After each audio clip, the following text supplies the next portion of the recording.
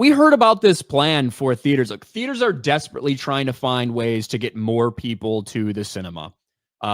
They talked about it, a couple months ago at their big meeting, and they need to do something. And they've even been like, well, what if we let people smoke weed in theaters? What if we do this? What if we do that? Right? All these things. Well, now AMC is having another big discount day. Discount Tuesday has been a thing for quite some time in a lot of theaters. Now AMC theaters, adding that on Wednesdays as well. AMC theaters to offer 50% off tickets on Tuesdays and Wednesdays. Kind of a bad sign, right? Like trying desperately to get people to come into the theater, and watch movies. So it's like Tuesday, Wednesday. They're going to add another one if that doesn't work. Tuesday, Wednesday, Thursdays. Probably not Thursdays because that's premiere, like movie premieres. But yeah, 50% off. Now, it's all like participating AMCs, I guess. But theaters are having a rough go around. Number one, Hollywood's producing nothing but crap that people don't want to see. Streaming service probably keeps people at home for movies that they're on the fence. There really hasn't been like a blockbuster. I feel like this is the first time in a while we've had like somewhat blockbuster month where you have like 3 big movies coming out in the same month. And so they're hurting, man. Maybe the popcorn bucket will save these people. Maybe that'll be the thing. Who knows? You think we'll see a day where the theater's just like gone? I know after the lockdowns, the one theater where I used to live, the one smaller theater closed. It never reopened. It just never reopened. So it was a Regal. It was a small Regal. Didn't have the upgraded seats or anything, but people went to it, but it just like once the lockdowns hit a few years back, it like I don't know what it's doing today, but it just never reopened.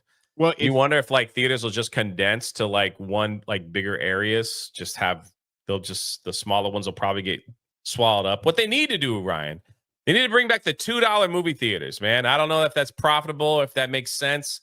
I don't know if you remember those, but back in the day, there was like a $2 movie theater. It was movies that came out a little bit later, but I guess there's no need for them because they dump those movies on streaming as soon as they're done in the regular box office. But well, I don't know if we talked about it on this stream or not, or if I was doing it on my own, but there was a survey that recently came out that basically said over half of like Hollywood and theatrical executives think that we've got about a 20-year window before the theatrical experience is completely changed forever. Like 20 years. There's not a viable business model anymore. And that doesn't mean that it'll go away. Every theater will close down and not open. They will still remain open. In the same way that you have all of these things that once were the thing in entertainment, and then something else comes along and it takes over, whether you're talking about stage plays, whether you're talking about radio, then to television, all this stuff does happen, right? So I don't think it'll ever go away.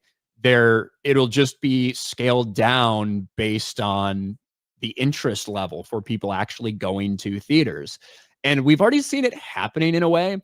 Gone are these massive, not gone completely, but phased out have been a lot of these 350 person theaters, with these tiny little armchairs. Now they're all big and open. You might fit 120 people in there, but you charge more for it, a premium experience. People bring the food to you to make it more of a premium experience, to make it more worth your while to go. Like those types of things have already been happening.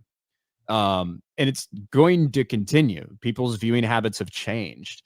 And in large part, it's due to Hollywood's own fault. Like they're the ones that went all in on streaming, even though it wasn't profitable for a lot of these studios to do so. They're the ones who are doing these 30-day release windows before putting something on digital, right?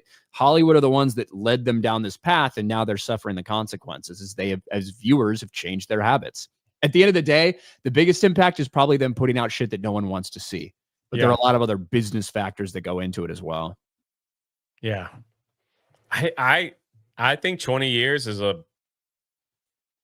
don't think we have that much time, honestly, unless they start, like you said, making the theater a more enjoyable an experience and having movies that people are excited to go see. People will just choose not to go. So, and then like, what's the point in going? And it's a lot of money to go, especially bringing families and stuff, and you could just wait and watch it on streaming in like 2 months afterwards. If it's a movie that you don't feel like I'm excited to go see. Unless you go on Tuesdays and Wednesdays. Yeah. And now you can get 50% off. I hope that's not just for like want the first matinee, because most people, normal people, would be at work. So if they push it to the evening times, that maybe that might have an impact. So what they're doing is they're going to be doing it in connection with like their AMC Stubs members and stuff. Now, I don't think you actually need to pay anything to be part of AMC Stubs. There is like an A-list and Premiere that's a paid option for that, but I think that's how they're doing it. It's through their AMC Stubs. They're free rewards members. Do you remember that? Do you remember that one thing that came out like several years ago, where it's like you pay a monthly fee and you can see as many movies as you want in the theater? It lasted like 6 months and they went bankrupt. AMC has some stuff like that. I think like a movie a week or something. Not yeah, there was one that came out. It was like unlimited films for like this monthly fee, and like they're like, they didn't expect so many people to just keep going and going and going. So they had to end it or readjust it, something like that. Bro, I got my AMC membership so I don't have to wait with the fucking plebs for popcorn, so I can zoom by all you fucking losers who are sitting. I can take the fucking premiere line and don't have to wait as long. I'm not there yet. I'm still Fandango, man.